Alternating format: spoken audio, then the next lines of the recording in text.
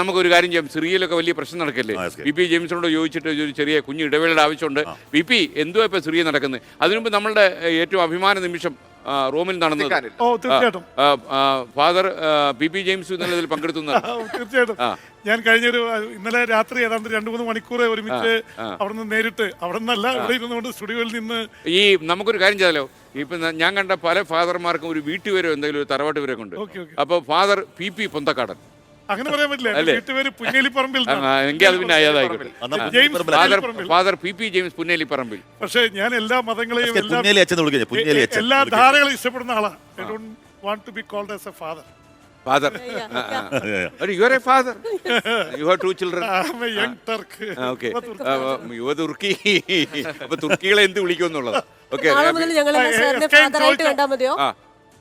നാളെ മുതൽ ഞങ്ങൾക്ക് സാറിനെ ഫാദറായിട്ട് കണ്ടാൽ വേണ്ട. അപ്പോൾ എന്തായാലും എസ്കെൻ ചോദിച്ച 2 ചോദ്യങ്ങളാണ്. ഒന്ന്, കർദിനാളായിട്ട് മാർ ജോർജ് ജേക്കബ് കൂവക്കാട്ട് സ്ഥാനമേറ്റു.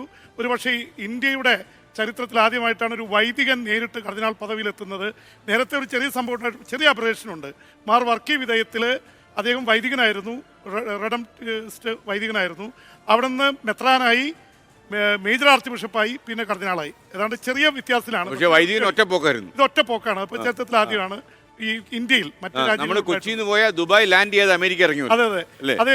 മാർപ്പാപ്പ 11 യാത്രകൾ നടത്തിയപ്പോൾ അതിന്റെ മുഴുവൻ കാര്യങ്ങൾ കൃത്യമായിട്ട് നടത്തിയത് നമ്മുടെ മലയാളിയായിട്ടുള്ള മാർ ജോർജ് കൂവക്കാട്ടാണ്. ഒരുപക്ഷെ വത്തിക്കാനിൽ തന്നെയാണ്. 25 വർഷമായിട്ട് വത്തിക്കാനിലാണ്. 99 പഠിക്കാൻ പോയതാണ്. ഇപ്പോൾ വലിയ ചങ്ങനാശ്ശേരി രൂപതാംഗാണ്. സീറോ മലബാർ സഭയുടെ 5ാമത്തെ കർദിനാളാണ്. നേരത്തെ എസ്കേനൊക്കെ ഓർക്കുന്നുണ്ടാവും. Mar Joseph Parekkattil, Mar Antony Padiyara, Mar Varkey Vithayathil, Mar George Alencherry 5ാമത്തെ കർദിനാളാണ്. പിന്നെ സിറിയയുടെ കാര്യം ലൈറ്റ്നിങ് സ്പീഡിലാണ്, മിന്നൽ വേഗത്തിലാണ് നടന്നുകൊണ്ടിരിക്കുന്നത്.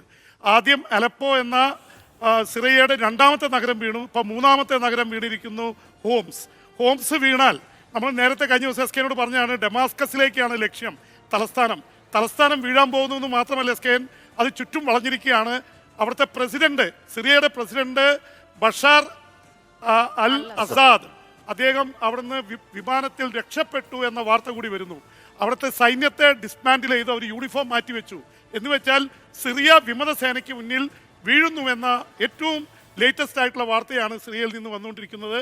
അത് യഥാർത്ഥത്തിൽ സിറിയയെ സംബന്ധിച്ചിടത്തോളം വലിയതാണ്. കഴിഞ്ഞ ഒരു 10-12 വർഷമായിട്ട് നടക്കുന്ന ആഭ്യന്തര യുദ്ധത്തിൽ ആദ്യമായിട്ട് വിമത സേന കംപ്ലീറ്റ് ആയിട്ട് ഭരണം പിടിച്ചടക്കുകയാണ്. പ്രേക്ഷകർ ഇപ്പോൾ ഒരു സംശയം ചോദിക്കാൻ സാധ്യതയുണ്ട്. അഥവാ യുക്രൈനിൽ യുദ്ധം അവസാനിച്ചാലും പി ജെയിംസിന് പണി പോവില്ല. അല്ല, ഒരു കാര്യമുണ്ട്, യുദ്ധങ്ങളൊന്നും നമ്മുടെ പത്രപ്രവർത്തനമായിട്ട് ബന്ധമില്ല എസ്കേൻ. യുദ്ധം നമ്മള് എസ്കേൻ 6 വർഷത്തെ കാര്യങ്ങൾ ചോദിച്ചല്ലോ. 6 വർഷത്തിനിടയിൽ ഇസ്രായേൽ യുദ്ധവും ഉക്രൈൻ യുദ്ധവും നമ്മൾ വളരെ ഇതായിട്ട് ആദ്യം റിപ്പോർട്ട് ചെയ്യുകയും. അപ്പൊ യുദ്ധം കഴിഞ്ഞു, കബന്ധങ്ങൾ ഉന്മാദ നൃത്തം ചവിട്ടി കുഴച്ചു രണാങ്കണം. ഏതാ പ്രജിൻ? വയലാർ. ഓക്കെ. അപ്പൊ നമുക്കൊരു കാര്യം ചെയ്യാം. സങ്കടകരമാണ് കാര്യങ്ങൾ. ഫ്രാൻസിസ് മാർപ്പാപ്പ ഇന്ത്യക്കാരോട് മുഴുവൻ 90 പേരേ ഉള്ളൂ, എല്ലാവരും തിരിച്ചു വരാൻ പറഞ്ഞു. മറ്റേ കുവക്കാട്ടിന്റെ കാര്യം ചോദിച്ചാണ് ഫ്രാൻസിസ് മാർപ്പാപ്പ ഇന്നലെ സംസാരിച്ചത് മുഴുവൻ യുദ്ധം മൂലം വഴിയാധാരമാക്കപ്പെട്ട മനുഷ്യരെ കുറിച്ചാണ്. അവർ വഴിയിൽ കിടക്കുകയാണ്. അന്തർദേശീയ ന്യൂസ് കണ്ടിട്ടായിരിക്കും UK എന്നൊരു അജീഷ് നമ്മുടെ QR കോഡൊക്കെ സ്കാൻ ചെയ്ത് വന്നിട്ടുണ്ട്. Ajeesh, good morning. Good morning Ajeesh. Ajeesh നേരത്തെ എഴുന്നേറ്റം തോന്നല്ലോ ഇന്ന്? UK എന്നല്ലേ? ഞാൻ ഡ്യൂട്ടി കഴിഞ്ഞ് വന്ന രാത്രി 12 മണിക്ക്. ഇവിടെ ഒരു 3 മണിയാവുന്നേ ഉള്ളൂ വെളുപ്പിനെ. അതെനിക്ക് മനസ്സിലായി. ഞാൻ വിചാരിച്ചു എന്തോ കർമാനന്തരം എഴുന്നേറ്റതാണെന്ന് വിചാരിച്ചു. അല്ല, ഞാൻ UK എന്ന് പറയുന്നതിനേക്കാളും എന്റെ നാട്ടുകാരനാണ്. ഞാൻ കൊട്ടാരക്കരയാണ് സ്ഥലം. കൊട്ടാരക്കരക്കാരനാണോ? ഈ കൊട്ടാരക്കരക്കാരെ കൊണ്ട് ഇപ്പോൾ ആൾക്കാർ സൈകിട്ടിരിക്കാം. മധു കൊട്ടാരക്കര, ബൈജു കൊട്ടാരക്കര, ശ്രീകണ്ഠൻ കൊട്ടാരക്കര, കുറെ കൊട്ടാരക്കരമാര്. അപ്പൊ അജീഷ് എവിടെ UK എന്താ ചെയ്യുന്നത്? ഞാൻ ഇവിടെ നേഴ്സായിട്ട് വർക്ക് ചെയ്യാണ്. ഓക്കെ. അപ്പൊ മെയിൽ നേഴ്സാണ്. അപ്പൊ നമ്മുടെ അവതാരകരെല്ലാവരും ഉണ്ട് കേട്ടോ. മാത്രമല്ല UK ഒക്കെ കാര്യങ്ങൾ എപ്പോഴും മനസ്സിൽ ഉരുവിട്ടുകൊണ്ട് ഉണരുകയും ഉറങ്ങുകയും ചെയ്യുന്ന പി ജെയിംസ് ഉൾപ്പെടെ എല്ലാവരും ഉണ്ട്.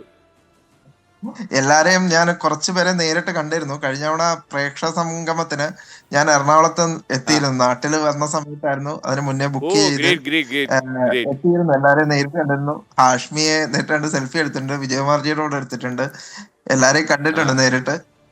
എന്റെ ഇപ്പൊ കൂടെ ഒരു പ്രേക്ഷകൻ എല്ലാവരും എഴുതിയുള്ളൂ ആഷ്മി ഗുരുവായൂർ കേശവനാണ്. That's good. Okay okay. അപ്പൊ എന്തായാലും അജീഷ് വളരെ സന്തോഷം ഈ 6-ാം വർഷത്തിന്റെ നിറവിൽ തന്നെ താങ്കളെ കണ്ടുമുട്ടതിൽ. താങ്കൾക്കും സന്തോഷത്തിന് നിറവുണ്ടാകട്ടെ ജീവിതത്തിൽ. ടീം 24 എന്റെ വക എല്ലാവിധ ജന്മദിന ആശംസകൾ. Thank you. Thank you thank you Ajeesh. UK നിന്നാണ് അജീഷ് ചേർന്നത്.